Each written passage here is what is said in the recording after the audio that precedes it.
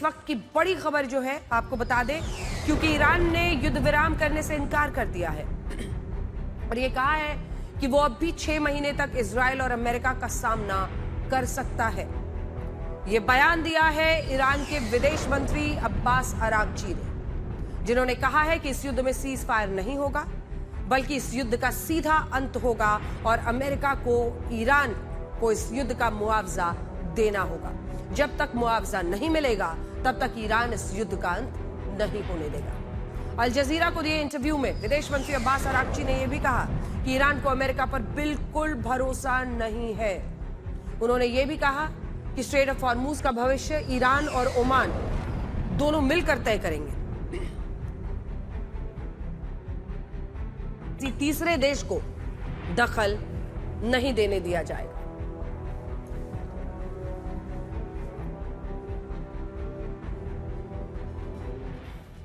यह बयान ऐसे वक्त में आया है जब ब्रिटेन की अध्यक्षता में स्ट्रेट ऑफ हॉर्मुज को लेकर एक बड़ी अंतर्राष्ट्रीय बैठक हुई है। इसमें 35 देशों ने हिस्सा लिया है। इनमें भारत की तरफ से विदेश सचिव विक्रम मिस्री शामिल हुए और माना जा रहा है कि ये सभी देश मिलकर ये तय कर रहे हैं कि स्ट्रेट ऑफ हॉर्मुज को कैसे खुलवाया जाएगा। ये बैठक इसलिए भी बड़ी है क्योंकि जब राष्ट्रपति ट्रंप ने ब्रिटेन से स्ट्रेट ऑफ हॉर्मुज खुलवाने में मदद मांगी थी, तब ब्रिटेन ने ऐसा करने से साफ मना कर दिया था।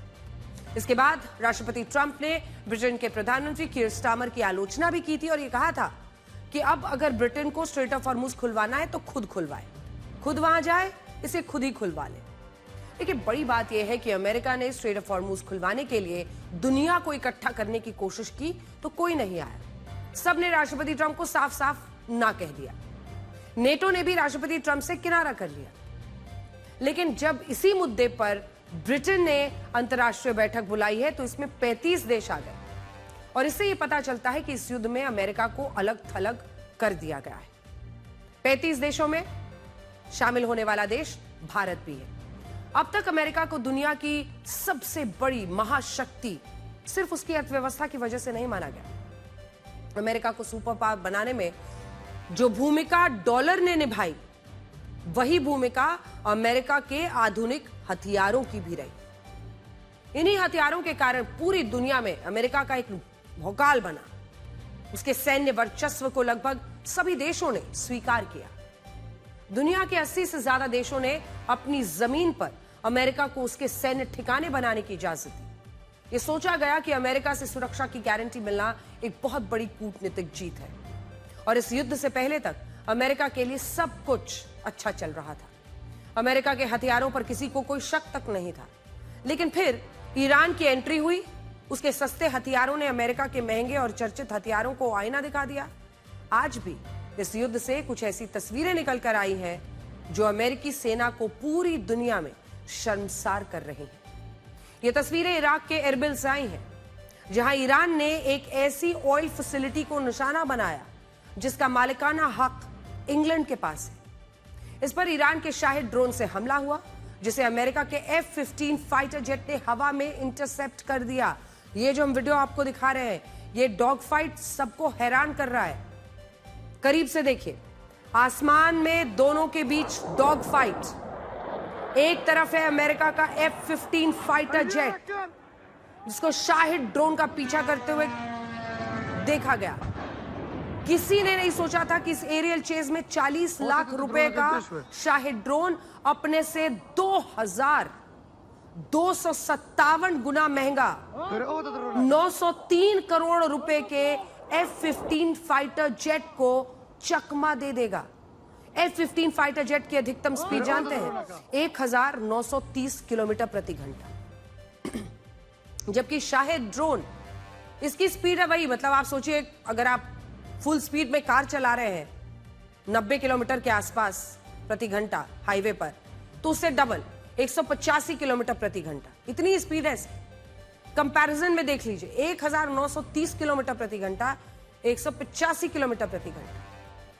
तो ये ड्रोन एक लगभग जो कार सड़क पर चलती है उसकी डबल स्पीड से ये उड़ता है और इसके लिए एरियल चेज में F-15 से बचना लगभग नामुमकिन था। लेकिन इस डॉग फाइट में ईरान का शाहिद ड्रोन अमेरिका के भारी भरकम फाइटर जेट को घुटनों पर ले आता है। F-15 इस ड्रोन को हवा में नष्ट ही नहीं कर पाया और इस ड्रोन से इंग्लैंड की ऑयल फैसिलिटी पर बड़ा धमाका हो गया। और इसके बाद इस डॉग फाइट का जो वीडियो वायरल हुआ उसने अमेरिका के एयर पावर डोमिनेंस का मौजूदा हकीकत बता दी। देखिए, F-15 और शाहिद ड्रोन की ये डॉग फाइट डेविड और गोलियात की कहानी याद दिलाती है, जिसका जिक्र बाइबल में हुआ है। इसमें गोलियात फिलिस्तीनियों की सेना में एक विशालकाय योद्धा था जो 9 फुट लंबा था, जिसके पास बड़े बड़े हथियार थे, शरीर पर भारी कवच था। वो इजराइल की सेना को रोज ललकारता, लेकिन उसकी विशालकाय कदकाठी और उसके हथियार देखकर कोई भी उससे लड़ने की ही हिम्मत नहीं दिखाता था। लेकिन एक दिन डेविड नाम के एक चरवाहे ने गोलियत को चुनौती दी। वो कोई सैनिक नहीं था, ना उसके पास कोई हथियार थे, लेकिन फिर भी वो लड़ने के लिए तैयार था। इस पर गोलियात ने उसका मजाक उड़ाया, कहा कि वो गलती कर रहा है, लेकिन डेविड डरा नहीं। उसने एक गुलेल से गोलियात के सिर पर पत्थर मारा और उसे वहीं ढेर कर दिया। इस लड़ाई को जीत गया।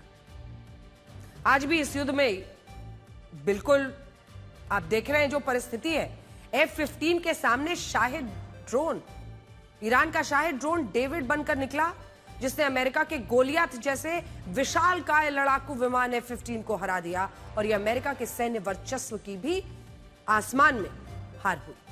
अमेरिका ने अपने हथियारों को आज तक एक सॉफ्ट पावर की तरह इस्तेमाल किया था। ब्राउन यूनिवर्सिटी का रिसर्च पेपर है और ब्राउन यूनिवर्सिटी का यह रिसर्च पेपर कहता है कि हॉलीवुड की 2500 फिल्में और टीवी शोज में अमेरिका के हथियारों को दिखाया गया। Transformers, iron man, top gun, Maverick और एयर वॉरियर्स जैसी फिल्मों में पेंटागन के कहने पर अमेरिका के लड़ाकू विमान, युद्धपोत कई बार दिखाए गए। इसके जरिए अमेरिका की एक सुपर पावर वाली छवि बनाई गई। लेकिन आज इस युद्ध में ईरान के सस्ते हथियार अमेरिका की इस छवि को तोड़ रहे हैं और इससे अमेरिकी हथियारों की सॉफ्ट पावर भी कमतर पड़ रही है। लेकिन दूसरी तरफ अमेरिका के राष्ट्रपति डोनाल्ड ट्रंप इस बात को मानने के लिए तैयार नहीं है। उन्होंने इस युद्ध में पहली बार अमेरिका के लोगों के नाम एक संबोधन दिया। इसमें यह दावा किया कि अमेरिका की सेना ने ईरान की सैन्य ताकत को पूरी तरह खत्म कर दिया है और अमेरिका इस युद्ध को जीत चुका है। सुनिए। As we speak this evening, it's been just 1 month since the United States military began Operation Epic Fury, targeting the world's #1 state sponsor of terror, Iran. In these past 4 weeks, our armed forces have delivered swift, decisive, overwhelming victories on the battlefield. Victories like few people have ever seen before. Tonight, Iran's Navy is gone. Their Air Force is in ruins.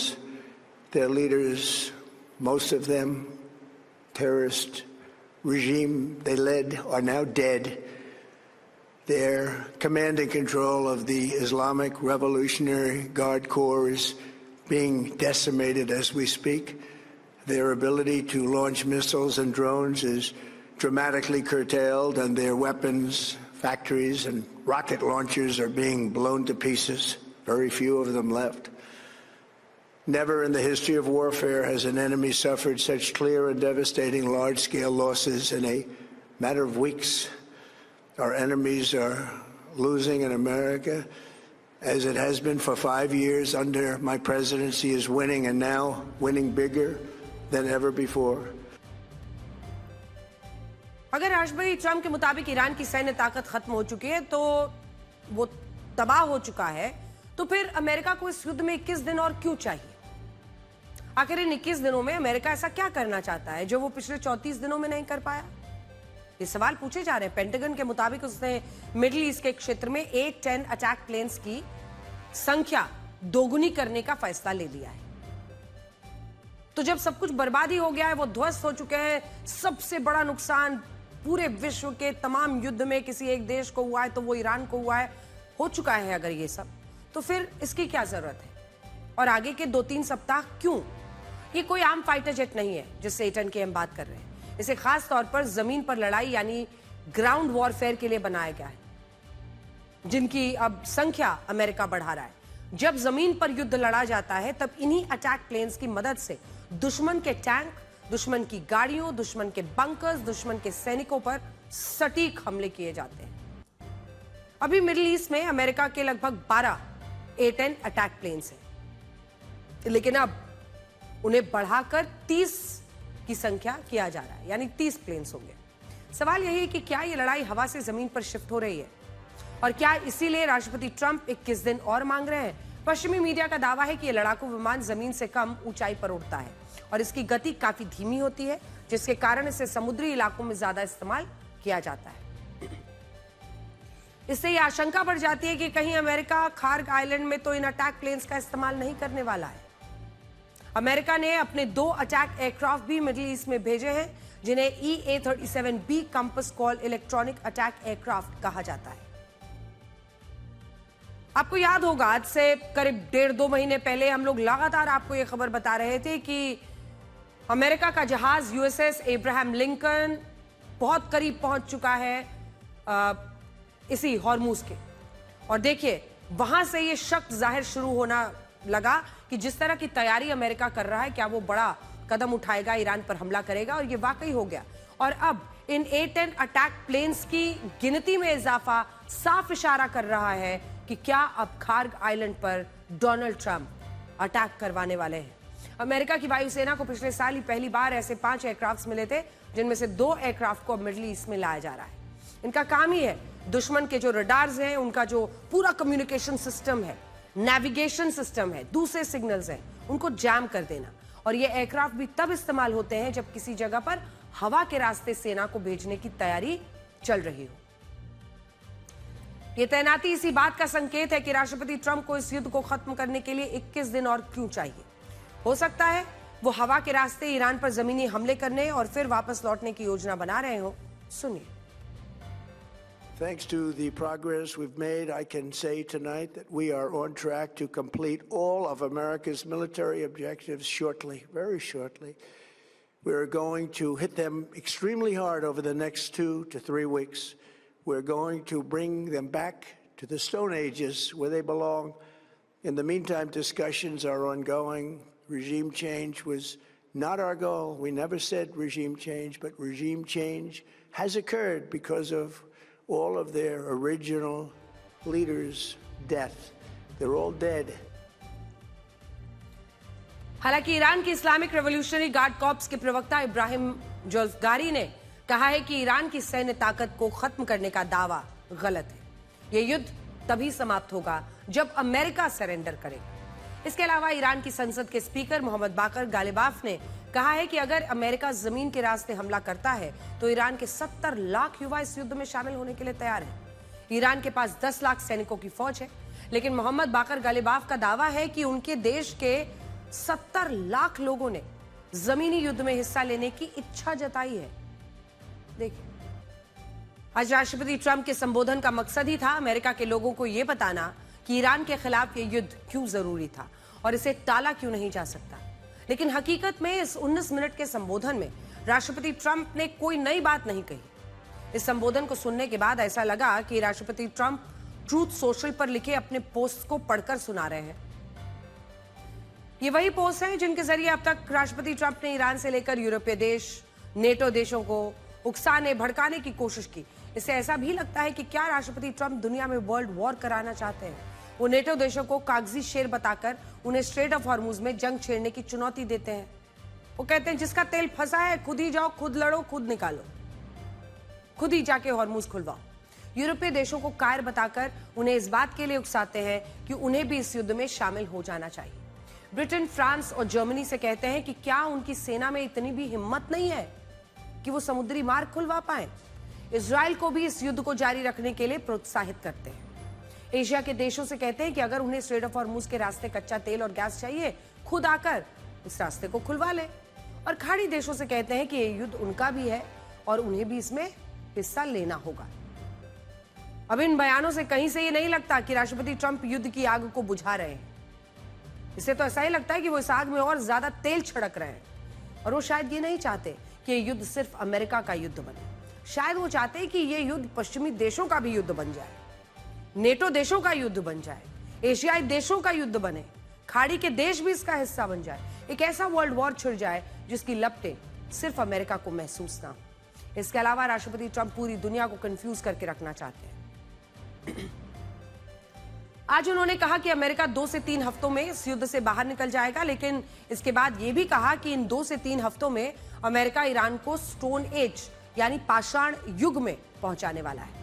राष्ट्रपति Trump की बातों से यह भी महसूस हुआ कि उन्हें इस आलोचना का डर सता रहा है कि उन्होंने अमेरिका को एक लंबे युद्ध में फंसा दिया है। इस पर सफाई देने के लिए उन्होंने पहले विश्व युद्ध, दूसरे विश्व युद्ध, वियतनाम युद्ध, कोरियाई युद्ध, इराक युद्ध के वक्त जिक्र किया।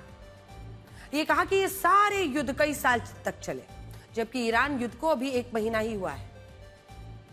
इस भाषण में राष्ट्रपति ट्रंप ने पुरानी बातों को भी दोहराया, कहा कि युद्ध जरूरी है, इसे अमेरिका ने लगभग जीत लिया है, इसे जारी रखना होगा, ये जल्द खत्म हो जाएगा। लेकिन उन्होंने ये नहीं बताया कि युद्ध खत्म कैसे होगा, उनका एग्जिट प्लान क्या है इस युद्ध से बाहर निकलने का, और ईरान के साथ किस तरह का समझौता वो चाहते हैं।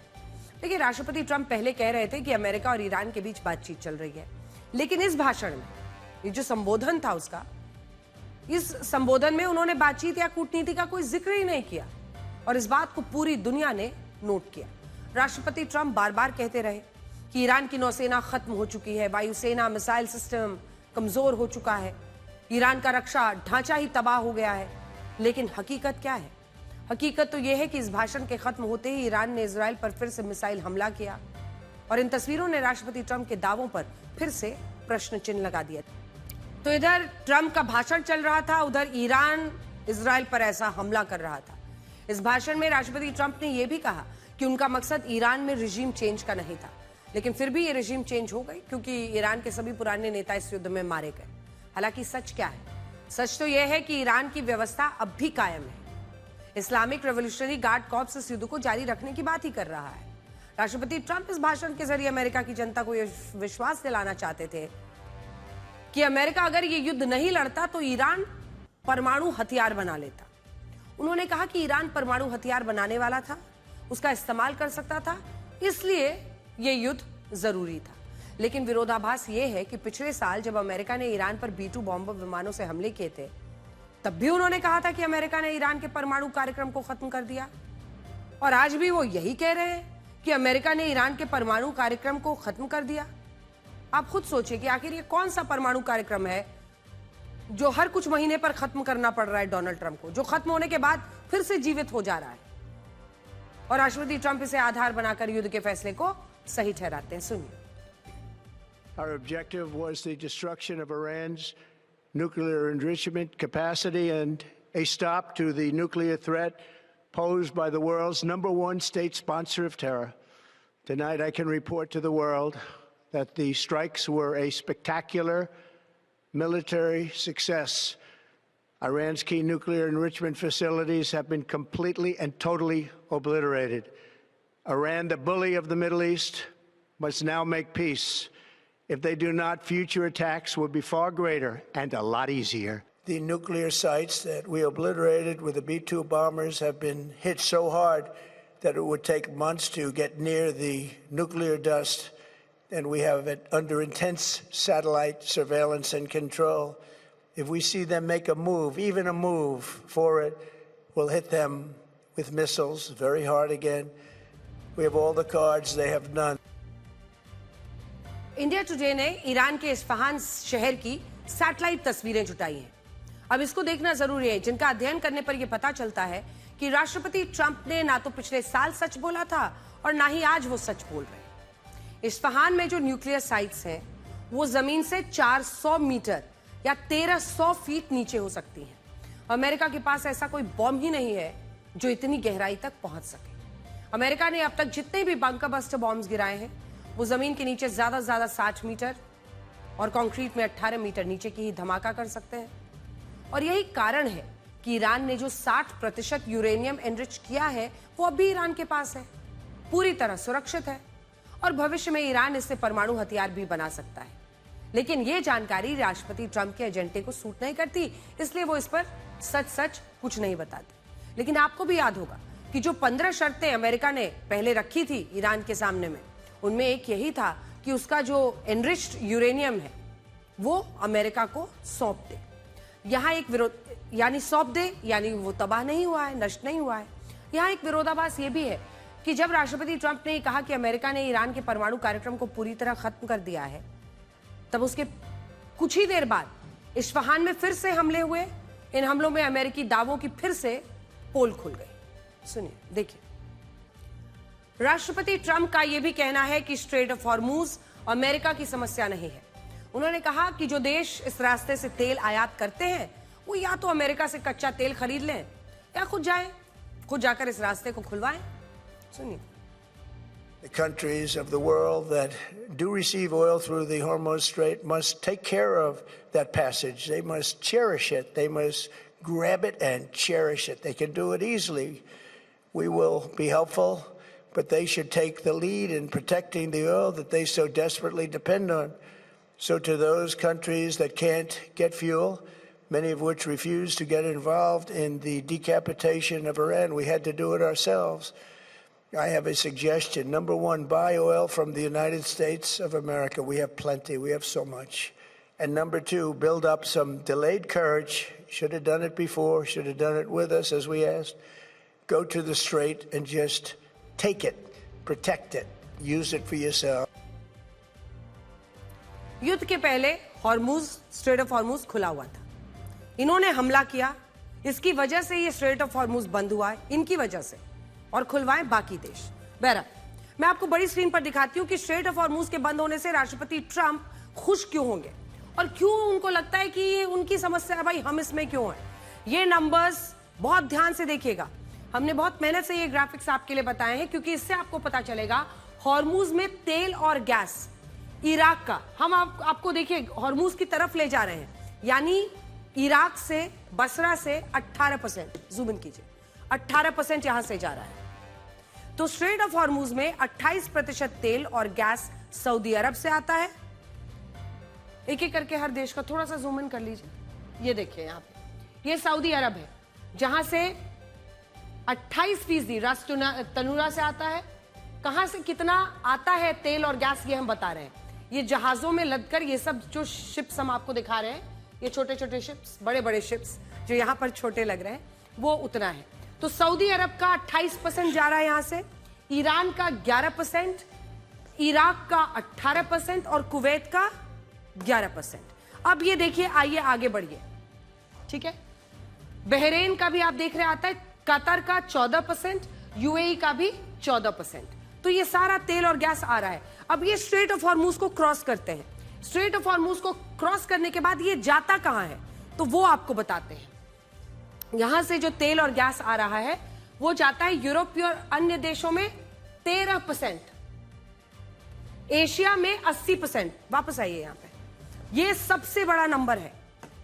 एशिया में 80%, यानी जो तेल गैस उन तमाम देशों से आया स्ट्रेट ऑफ हॉर्मूज को क्रॉस करने के बाद, वो 80% उसका आता है एशिया में, और वहीं 13% जाता है यूरोप और अन्य देशों में जो ऊपर में है।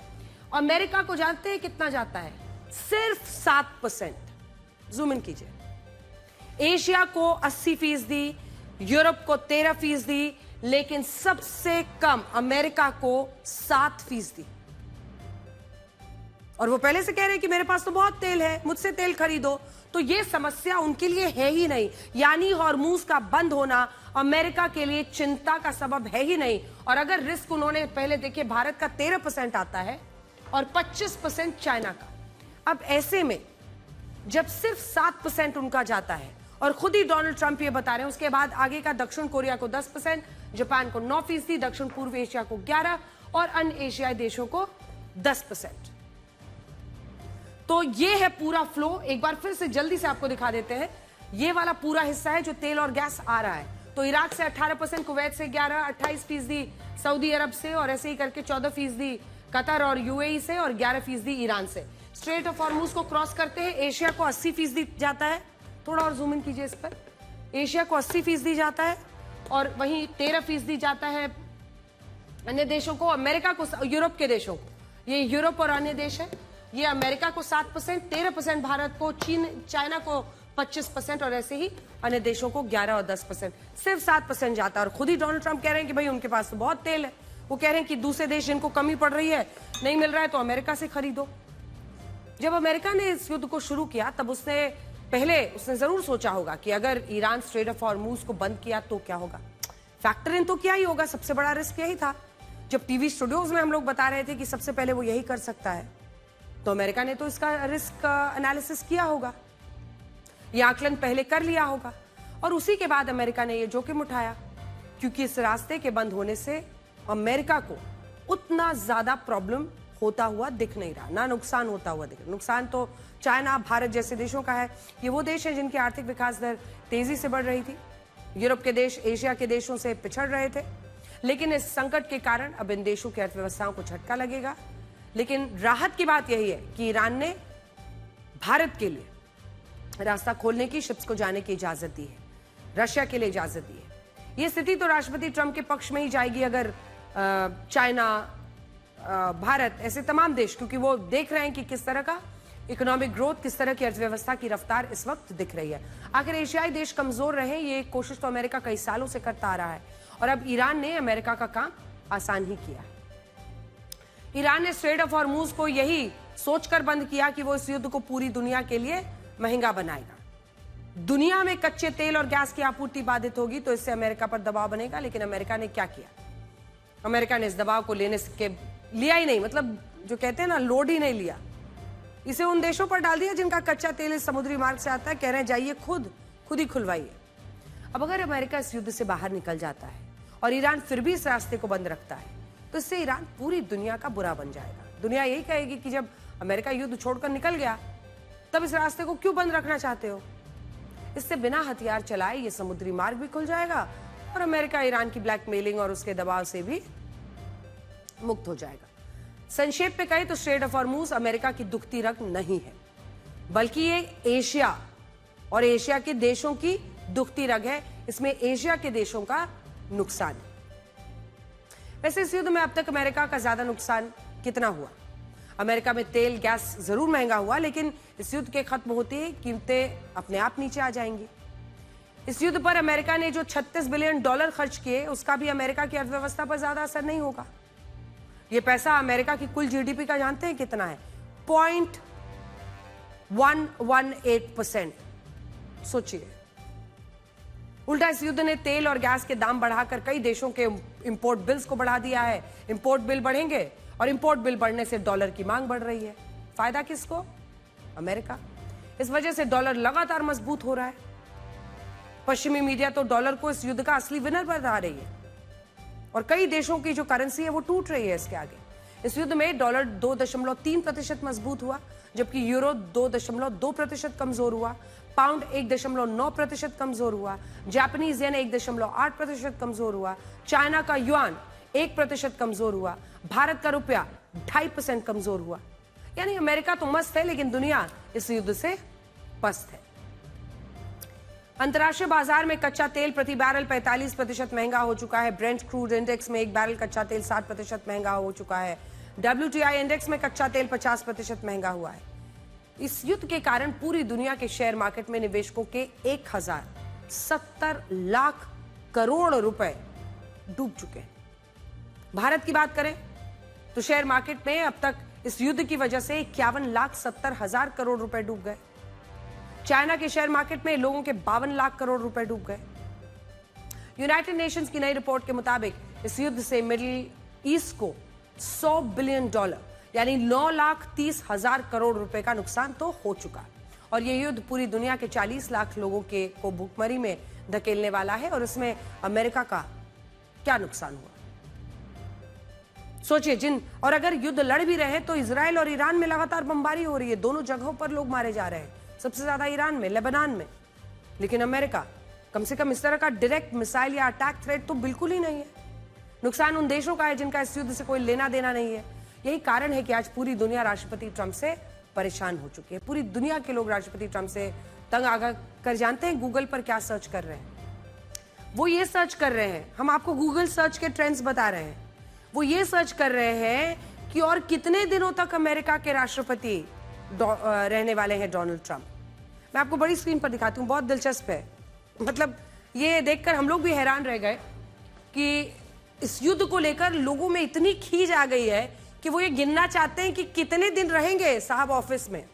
21 और 24 मार्च पूरी दुनिया में गूगल पर जानते हैं सबसे ज्यादा लोगों ने क्या सवाल पूछा कि डोनाल्ड ट्रंप का राष्ट्रपति कार्यकाल कब खत्म होगा। इस सवाल का इंटरेस्ट सर्च 100 था, जो सबसे ज्यादा होता है।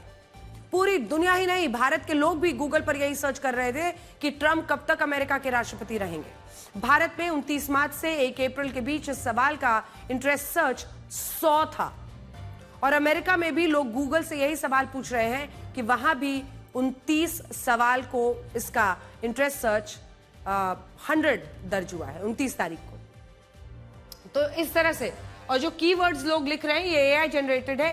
Trump second term and date, लोग यही कीवर्ड्स डाल रहे हैं। जूम इन कीजिए, Trump second term and date, हर जगह। मतलब आप सोचिए 100 था इसका इंटरेस्ट, और कीवर्ड्स वो यही डाल रहे थे कि सेकेंड टर्म कब खत्म होने वाला है। अब एक बार वो डेट दिखा दीजिए, तो हमारे जितने दर्शक जानना चाहते हैं उनको जरा हम भी बता दें कि डोनाल्ड ट्रंप कब तक राष्ट्रपति रहेंगे। 1024 दिन, तो 1024 दिन या फिर 2 साल 9 महीने 18 दिन। राष्ट्रपति ट्रंप 20 जनवरी 2025 को दूसरी बार अमेरिका के राष्ट्रपति बने थे, और अभी उनका यह कार्यकाल 20 जनवरी 2029 तक जारी रहने वाला है, यानी 2 साल 9 महीने 18 दिन या फिर 1024 दिन। और डोनाल्ड ट्रंप अमेरिका के राष्ट्रपति रहेंगे, और इतने दिनों तक दुनिया को उन्हीं से डील करना है। राष्ट्रपति ट्रंप अपने दूसरे कार्यकाल के पहले साल टैरिफ लेकर आए।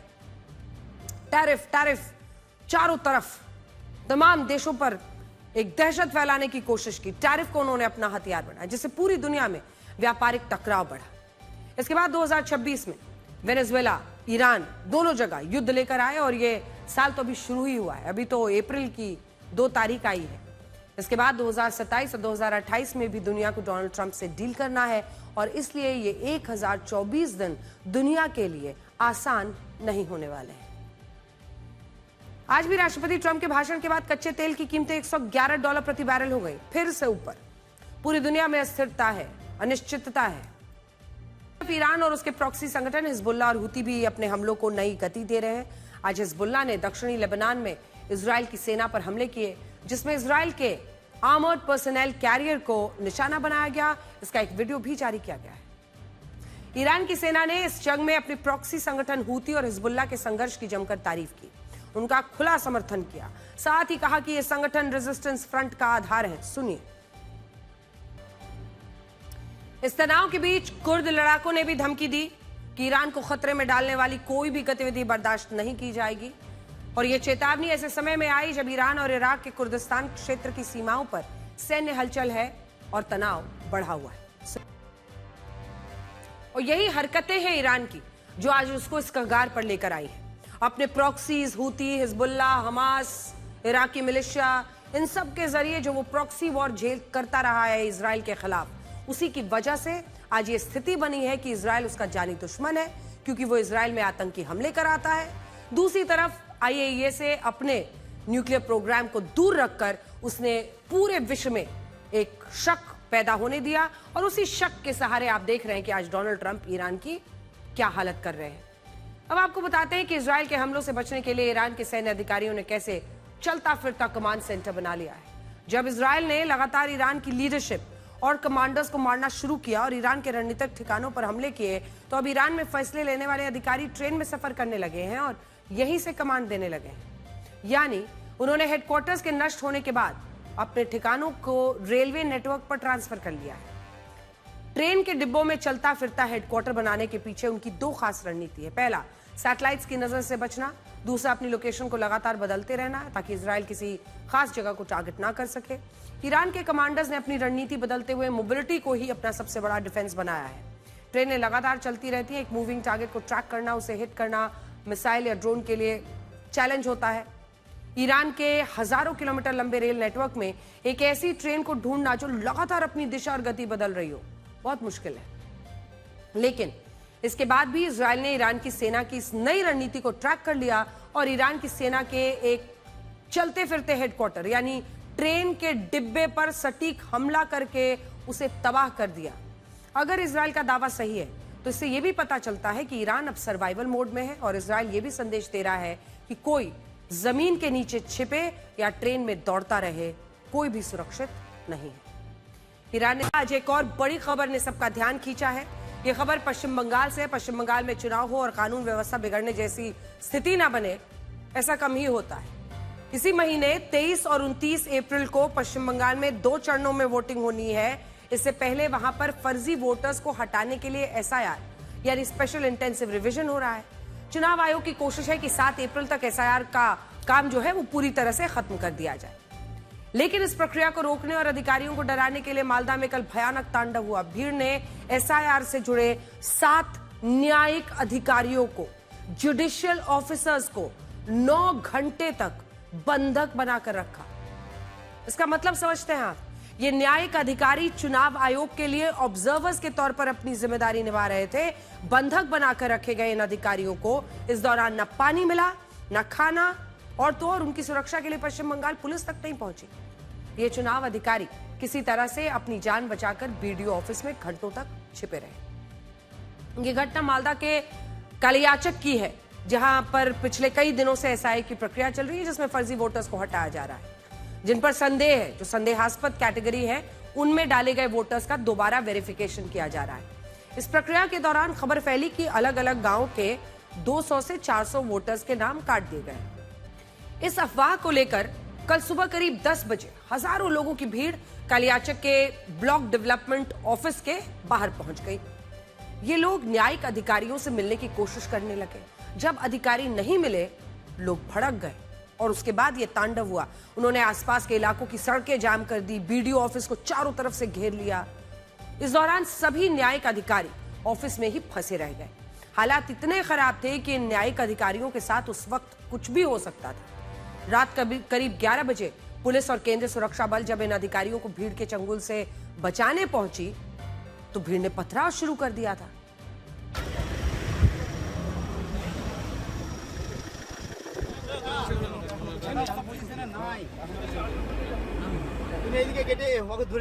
সেক্রেটারি চেঞ্জ হয়ে গেছে, হোম সেক্রেটারি চেঞ্জ হয়ে গেছে, ডিজি চেঞ্জ হয়ে গেছে, এইচএম চেঞ্জ হয়ে গেছে, সিপি চেঞ্জ হয়ে গেছে, ডিএমরা চেঞ্জ হয়ে গেছে, এসপিরা চেঞ্জ হয়ে গেছে, বিডিওরা চেঞ্জ হয়ে গেছে, এডিএম চেঞ্জ হয়ে গেছে, এসডিওরা চেঞ্জ হয়ে গেছে, আইসিরা চেঞ্জ হয়ে গেছে। আমার হাত থেকে সব ক্ষমতা কেড়ে নিয়ে ইলেকশন কমিশন এখানে সুপার রাষ্ট্রপতি শাসন চালাচ্ছেন। একদিকে হোম মিনিস্টার আর একদিকে রাজ্যপালকে ডেকে নিয়ে। কালকে যে ঘটনা মালদায় ঘটেছে, জানি না কারা করেছে, কিন্তু আমার কাছে কেউ কোনো খবর দেয়নি।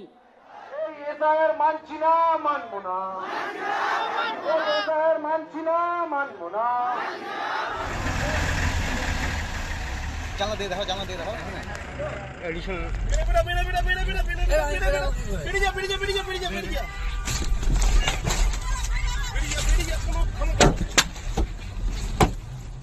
इतना गर्मी, उसका बाद भी देखिए जनता आ गया है, कमल खिलेगा, जनता फिर हारेगी। सबसे ज्यादा शर्मनाक बात तो ये रही कि पश्चिम बंगाल पुलिस इन अधिकारियों को बचाने के लिए तब आई जब सुप्रीम कोर्ट ने सख्त आदेश जारी किए। सुप्रीम कोर्ट ने, आप सोचिए, पश्चिम बंगाल की कानून व्यवस्था कितनी लचर हो गई है कि न्यायालय से जुड़े अधिकारियों की जान खतरे में होने के बावजूद पश्चिम बंगाल पुलिस के कान पर जू नहीं रेंग रहे, उन्हें बचाने के लिए नहीं जा रही, और तो और सुप्रीम कोर्ट के हस्तक्षेप की जरूरत पड़ती है। बंगाल पुलिस को उनकी जिम्मेदारी याद दिलाने के लिए खुद सुप्रीम कोर्ट को दखल देना पड़ा। इस घटना पर पश्चिम बंगाल पुलिस, सरकार, वहां के प्रशासन की निरंकुशता देखकर सुप्रीम कोर्ट भड़क गया।